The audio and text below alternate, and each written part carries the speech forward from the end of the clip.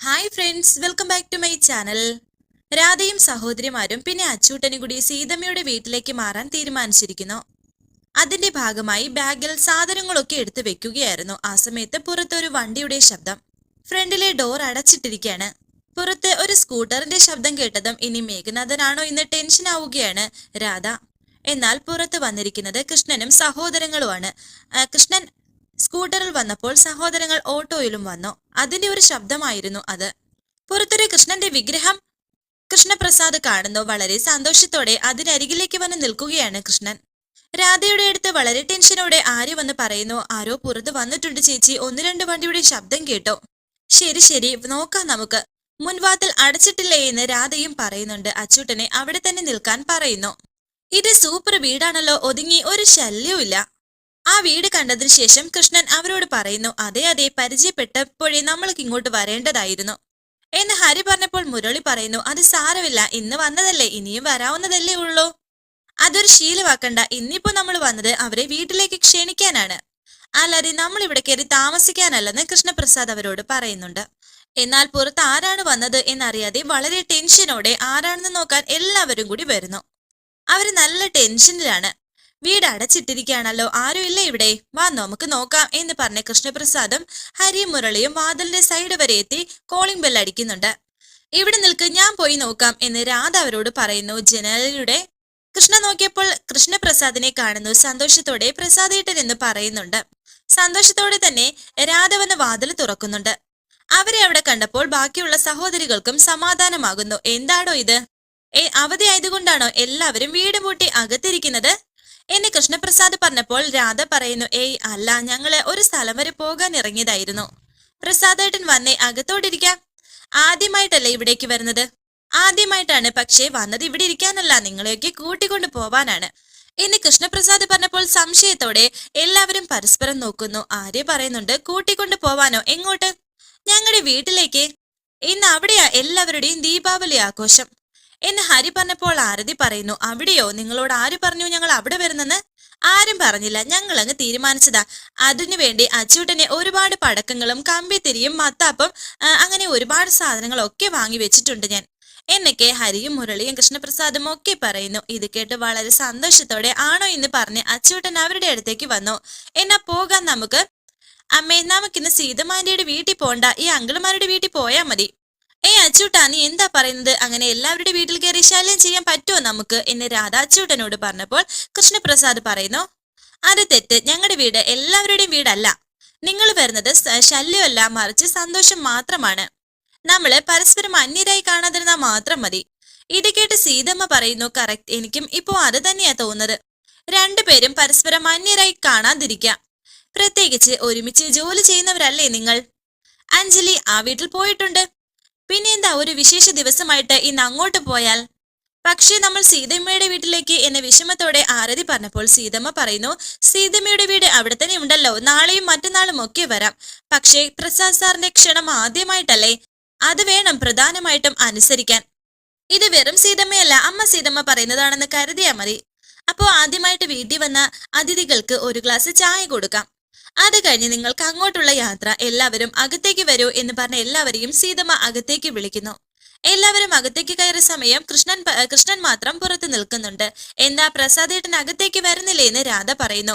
കയറാം, പക്ഷെ അതിനു മുന്നേ ഒരു സംശയം എന്ന് പറഞ്ഞ് കൃഷ്ണൻ പുറത്തേക്ക് പോകുന്നു. ആ പുറത്തിരിക്കുന്ന കൃഷ്ണ വിഗ്രഹം കാണിക്കുന്നുണ്ട്. ആ കൃഷ്ണനെയും ആ കൊച്ചമ്പലത്തെയും ആരാ അവിടെ പ്രതിഷ്ഠിച്ചത്? എന്നും ഇവിടെ പൂജയുണ്ടോ എന്നും കൃഷ്ണൻ ചോദിക്കുന്നുണ്ട്. നിത്യപൂജ നടത്താനല്ല, അത് കുട്ടിക്കാലത്തെ ഒരു ഓർമ്മ പുതുക്കലാണ്. ഞാൻ എന്നും ഓർമ്മിക്കാൻ ആഗ്രഹിക്കുന്ന ഒരു ഓർമ്മ. എല്ലാവരുടെയും ജീവിതത്തിൽ കാണില്ലേ ഇങ്ങനെ ചില പ്രതിഷ്ഠകൾ?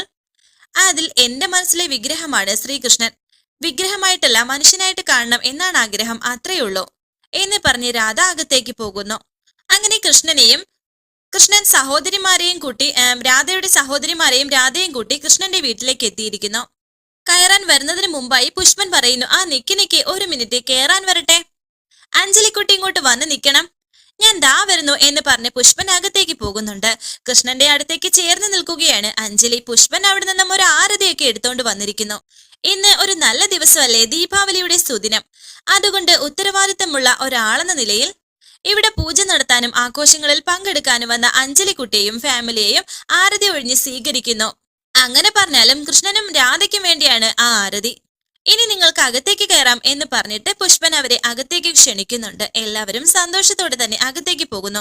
അവർ അകത്തേക്ക് കയറിയ സമയം മുരളി പിറകിൽ നിന്നും വിളിച്ചു പറയുന്നു, പുഷ്പേട്ട 1 മിനിറ്റ്, ആരതി. ഓ എന്ന് മോൾ ഇങ്ങോട്ട് നിന്നാട്ടെ, ആരതി ഒഴിയട്ടെ എന്ന് പുഷ്പൻ പറയുന്നു. അങ്ങനെ ആരതി അങ്ങോട്ട് നിന്ന സമയം ആരതി ഒഴിയാൻ തുടങ്ങുകയാണ് പുഷ്പൻ. എനിക്കും കൂടി എന്ന് പറഞ്ഞ മുരളി ആരതിയുടെ അടുത്തേക്ക് ചേർന്ന് നിൽക്കുന്നു. അവര് രണ്ടുപേരെയും ആരതി ഒഴിഞ്ഞ് അകത്തേക്ക് കയറ്റുകയാണ് പുഷ്പൻ. എന്നാ പിന്നെ ഇനി ഞങ്ങളായിട്ട് കുറയ്ക്കുന്നത് എന്തിനാ? ഞങ്ങളെയും കൂടി ആരതി ഒഴിഞ്ഞാട്ടെ പുഷ്പൻ ചേട്ടാ, ഞങ്ങള് വഴക്കൊന്നും പറയില്ല എന്ന് ഹരിയും പറയുന്നുണ്ട്. സന്തോഷം, ഇങ്ങോട്ട് നീങ്ങി നിന്നാട്ടെ എന്ന് പറഞ്ഞ് പുഷ്പൻ അവര് രണ്ടുപേരെയും ആരതി ഒഴിയുന്നു. അതെ, ആഘോഷിക്കാനും പൂജിക്കാനും ആൾക്കാരായി സന്തോഷം. പക്ഷേ പൂജയ്ക്കുള്ള പല സാധനങ്ങളും വാങ്ങണം. ഞാനും മുരളിയും കൂടി പോയി വാങ്ങിയിട്ട് വരാം. പൂജയ്ക്കുള്ള സാധനം മാത്രമല്ല, വേറെ ചില സാധനങ്ങളും കൂടിയുണ്ട്. ഞാനും വരാം പുഷ്പൻ ചേട്ടാ, ഓട്ടോയിലും പോകാം, നീ വണ്ടി എടുക്കടാ എന്ന് മുരളിയെ വിളിക്കുന്നുണ്ട്. ആ സമയം പുഷ്പൻ ഹരിയെ വിളിക്കുന്നു, ചില കാര്യങ്ങൾ ചെയ്യാനുണ്ടെന്ന് പറഞ്ഞ്. ഉള്ള സാധനങ്ങൾ വെച്ച് പൂജയ്ക്ക് ഒരുക്കി തുടങ്ങിക്കോളൂ, അപ്പോഴേക്കും ഞങ്ങൾ ബാക്കി സാധനങ്ങളുമായി വന്നേക്കാം എന്ന് പറഞ്ഞ് കൃഷ്ണൻ മുരളിയും കൂട്ടി പോകുന്നു. അപ്പോ നമുക്ക് തുടങ്ങിയാലോ എന്ന് പറഞ്ഞ് അവർ 4 പേരും സന്തോഷത്തോടെ നിൽക്കുന്നുണ്ട്. ശേഷം കാണിക്കുന്നത് കൃഷ്ണന്റെ അമ്മ ഒരു സ്ത്രീയെ ജോലിക്കായി വിളിച്ചിരിക്കുന്നു, അതും 1 ദിവസത്തേക്ക്. അവർ രണ്ടുപേരും കൂടി വീട്ടുവിശേഷങ്ങളൊക്കെ പറയുന്നുണ്ട്. അതിനിടയിൽ കൃഷ്ണന്റെ കല്യാണക്കാര്യം പറയുന്നു. കൃഷ്ണനെ എങ്ങനെയെങ്കിലും നിർബന്ധിച്ച് കല്യാണം കഴിപ്പിക്കണമെന്നാണ് ആ ചേച്ചി പറയുന്നത്. എങ്ങനെയെങ്കിലും നിർബന്ധിച്ച് കല്യാണം കഴിപ്പിക്കാൻ നോക്ക്, കാലം പിടിച്ചാൽ കല്യാണം പിടിക്കും എന്നാണ് പണ്ടുകാലമുള്ളവർ പറയുന്നത്. സൂക്ഷിച്ചാൽ നിനക്കും ചേട്ടനും കൊള്ളാം എന്ന് ആ ചേച്ചി പറഞ്ഞപ്പോൾ അവിടെ നിന്നും പ്രസാദിന്റെ അച്ഛൻ വിളിക്കുന്നു. അപ്പോഴും അവരുടെ സംസാരം കൃഷ്ണന്റെ പെണ്ണിനെ കുറിച്ചാണ്. ഇതേ സമയം കൃഷ്ണന്റെ വീട്ടിൽ എല്ലാവരും അവരവരുടെ ജോലികളൊക്കെ ചെയ്യുന്നു. തറ തുടയ്ക്കുകയും പിന്നെ പൂജയ്ക്കായി സാധനങ്ങൾ ഒരുക്കുകയും മറ്റു ജോലികളും ഒക്കെ ചെയ്യുന്നുണ്ട്. അച്ചൂട്ടനാണെങ്കിൽ ഒരു ബോൾ വെച്ച് കളിച്ചുകൊണ്ടിരിക്കുന്നു. കൃഷ്ണന്റെ അമ്മ കൃഷ്ണന്റെ ഫോണിലേക്ക് വിളിക്കുന്നു. കൃഷ്ണന്റെ ഫോൺ എടുക്കുന്നത് രാധയും. അമ്മ എന്നാണല്ലോ ഇതിൽ ടൈപ്പ് ചെയ്തിരിക്കുന്നത്, എന്തെങ്കിലും അത്യാവശ്യ കാര്യമായിരിക്കും. ഇവിടെ ആള് വന്നിട്ടുമില്ല, എന്തായാലും എടുത്തു നോക്കാം എന്ന് പറഞ്ഞ് രാധ ഫോൺ എടുത്തു. ഹലോ, ഇത് പ്രസാദിന്റെ ഫോണല്ലേ എന്ന് അമ്മ ചോദിച്ചപ്പോൾ രാധ പറയുന്നു, അതെ അമ്മേ, പ്രസാദ് ഏട്ടൻ പുറത്താണ്, ഫോൺ ഇവിടെ വെച്ചിട്ട് പോയി. ഓ അത് ശരി, ആരാ ഈ സംസാരിക്കുന്നത് എന്ന് അമ്മ ചോദിച്ചപ്പോൾ രാധ പറയുന്നു, ഞാൻ അഞ്ജലിയാണ്, പ്രസാദ് ഏട്ടന്റെ ഇവന്റുകൾക്ക് ഫുഡ് സപ്ലൈ ചെയ്യുന്ന കാറ്ററിംഗ് ഓണറാണ്. അവിടെ എന്താ, ഇന്ന് വല്ല വിശേഷമുണ്ടോ എന്ന് അമ്മ ചോദിക്കുന്നുണ്ട്. ദീപാവലിയായിട്ട് വീട്ടിൽ ചില പൂജകളൊക്കെ വേണോന്ന് പ്രസാദ് ഏട്ടൻ പറഞ്ഞിരുന്നു, അതിന് സഹായിക്കാൻ വന്നതാണ്. അത് നന്നായി. ഏതായാലും മോളുടെ ശബ്ദം കേട്ടപ്പോൾ തന്നെ എവിടെയോ പരിചയമുള്ളതുപോലെ തോന്നുന്നു, എന്തൊക്കെയോ അടുപ്പമുള്ളതുപോലെ. മോൾ അവിടെ എവിടെയാ താമസിക്കുന്നത് എന്ന് അമ്മ ചോദിച്ചപ്പോൾ അഞ്ജലി പറയുന്നു, ടൗണിൽ തന്നെയാണ് അമ്മേ, ഇവിടെ ഒരു ഏകദേശം 3-4 കിലോമീറ്റർ അപ്പുറം. ഹരി അവിടേക്ക് വരുന്നുണ്ട്. ദേ ഹരി വരുന്നു, ഞാൻ ഫോൺ ഹരിക്ക് കൊടുക്കാമെന്ന് പറഞ്ഞ് ഹരിക്ക് ഫോൺ കൊടുക്കുകയാണ് അഞ്ജലി. ഞാൻ അവന്റെ അമ്മയാണ്, ഞങ്ങളിനി അവിടെ വരുമ്പോൾ മോൾ അവിടെ വരണം, എനിക്ക് മോളെ ഒന്ന് നേരിട്ട് കാണാനാണ് എന്ന് അമ്മ പറയുന്നു. വരാം അമ്മേ, ഞാൻ ഫോണ് ദേ ഹരിക്ക് കൊടുക്കുകയാണ് എന്ന് പറഞ്ഞ് അഞ്ജലി ഹരിക്ക് ഫോൺ കൊടുത്തു. ഹരി ഫോണുമായി പുറത്തേക്ക് പോകുന്നു. അമ്മേ, ദീപാവലിക്ക് പലഹാരമൊക്കെ ഉണ്ടാക്കിയോ അവിടെ എന്ന് ഹരി പറഞ്ഞപ്പോൾ അമ്മ പറയുന്നു, എന്റെ ഭഗവതി, ഇത്രയും വളർന്നിട്ടും പലഹാരം എന്നൊരു ചിന്ത മാത്രമേ ഉള്ളൂ. നീ ആ പെങ്കൊച്ചിനെ കുറിച്ചെന്ന് പറഞ്ഞ് ആരാ അവള്? ആ ഫോൺ എടുത്ത കുട്ടി തന്നെ. അതോ, അത് നമ്മുടെ അഞ്ജലി ചേച്ചി അമ്മേ, നമ്മുടെ അമ്മ ഇവന്റ്സിൽ സഹായിക്കുന്ന ആളാണ് എന്ന് ഹരി പറഞ്ഞപ്പോൾ അമ്മ ചോദിക്കുന്നു, കൊള്ളാലോ, നല്ല കുട്ടിയാണോടാ അവള്? നല്ല സ്വഭാവം അമ്മേ എന്ന് ഹരിയും പറയുന്നുണ്ട്. അവിടേക്ക് മുരളി ഹരിയെയും കൂട്ടി വരുന്നുണ്ട്. സാധനങ്ങളൊക്കെ കൊണ്ടുവരുന്നു. ആ സമയം ഹരി അമ്മയോട് പറയുന്നു, നല്ല തങ്കപ്പെട്ട സ്വഭാവമാണ്, പിന്നെ അതുപോലെ തന്നെ പാചകവും അത് തന്നെ. ഞാൻ ചോദിച്ചത് ആ കുട്ടിയുടെ സ്വഭാവത്തെ കുറിച്ചാണ്, നല്ല അടക്കവും ഒതുക്കമുള്ള കുട്ടിയാണോന്നാ ചോദിച്ചത്. ഹരി പറയുന്നു, അതേമേ, നല്ല സ്വഭാവമാണ്, ഞങ്ങൾ വല്യേട്ടനുമായി ആളെ ഒന്ന് അടുപ്പിച്ചുകൊണ്ടിരിക്കുകയാണ്. കൃഷ്ണൻ അവിടേക്ക് വന്നിട്ട് ചോദിക്കുന്നു, ആരെയാടാ അടുപ്പിച്ചുകൊണ്ടിരിക്കുന്നത്? ആരാടാ ഫോണിൽ? അത് പിന്നെ പൂജയ്ക്കുള്ള സാധനങ്ങൾ അടുപ്പിക്കുന്നതിന്റെ കാര്യം പറയുമായിരുന്നു. അമ്മയാണ്. അമ്മയെ, ഞാൻ വല്യേട്ടന് ഫോൺ കൊടുക്കാമേ എന്ന് പറഞ്ഞ് ഹരി കൃഷ്ണന് ഫോൺ കൊടുക്കുന്നു. പിന്നെ അമ്മയോട് വിശേഷം ചോദിക്കുകയാണ് കൃഷ്ണൻ. ഇവിടെ നല്ല വർക്കുകളൊക്കെ വരുന്നുണ്ട്, പിന്നെ ഇന്ന് ദീപാവലി പൂജയ്ക്കുള്ള ഒരുക്കത്തിലാണ്.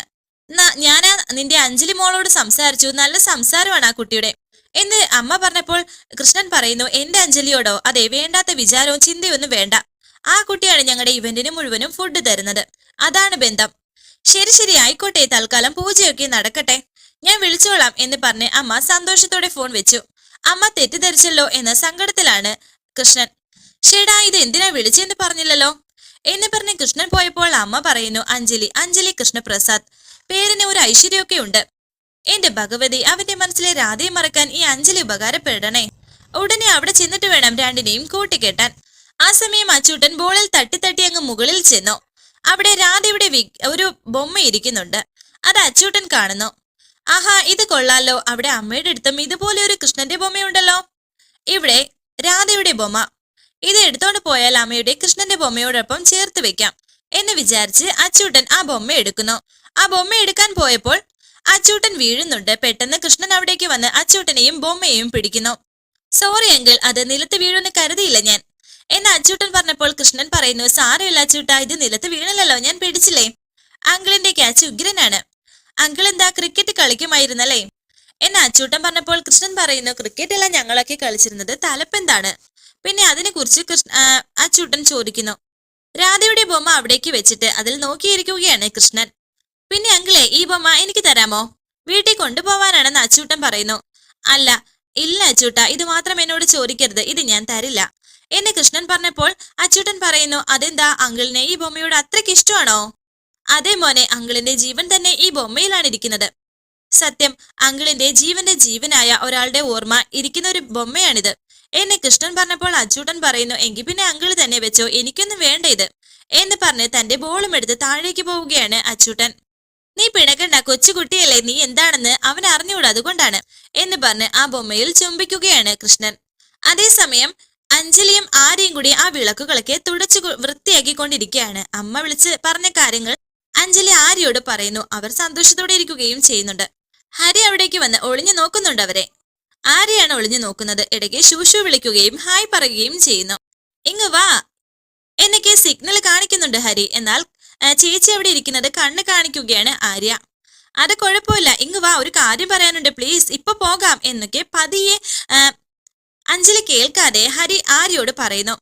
ഹോ, ഇരുന്നിരുന്ന് നടുവൊടിഞ്ഞു, ഞാനൊന്ന് നടന്നിട്ട് വരട്ടെ, ഒരു ഗ്ലാസ് വെള്ളം കുടിച്ചിട്ട് വരാം, ചേച്ചിക്ക് വേണോ വെള്ളം എന്ന് പറഞ്ഞ് ആര്യ അവിടെ നിന്നും എസ്കേപ്പ് ആവുന്നുണ്ട്. എന്താ എന്ന് ആര്യ ഹരിയോട് ചോദിക്കുന്നു. ബാ, ഒരു കാര്യം കാണിച്ചു തരാം എന്ന് പറഞ്ഞ് ഹരി ആര്യയും കൂട്ടി പോകുന്നു. അഞ്ജലിയാണെങ്കിൽ അവിടെ ഇരുന്ന വിളക്കിനൊക്കെ തിരി എടുത്തു വെക്കുന്നുണ്ട്. ഹരി മുറിയിലേക്ക് പോയൊരു റോസാപ്പൂ എടുക്കുന്നു. ഹരിയുടെ മുറിയിൽ ആര്യ കയറിയപ്പോൾ തന്നെ ഹരി പെട്ടെന്ന് കതക് കുറ്റിയിടുന്നുണ്ട്. റോസാപ്പൂ പിന്നിൽ ഒളിപ്പിച്ചു വെക്കുകയും ചെയ്യുന്നു. കൃഷ്ണൻ അവിടേക്ക് വരുന്നു. കൃഷ്ണൻ മുറി തുറക്കാൻ പോവുകയാണ്. എന്നാൽ മുറി അടച്ചതിന്റെ ടെൻഷനിലാണ് ആര്യ. വരാനിരിക്കുന്ന പുതുപുത്തൻ എപ്പിസോഡുമായി വീണ്ടും കാണാം. Thank you for watching. Please subscribe, like, share my channel.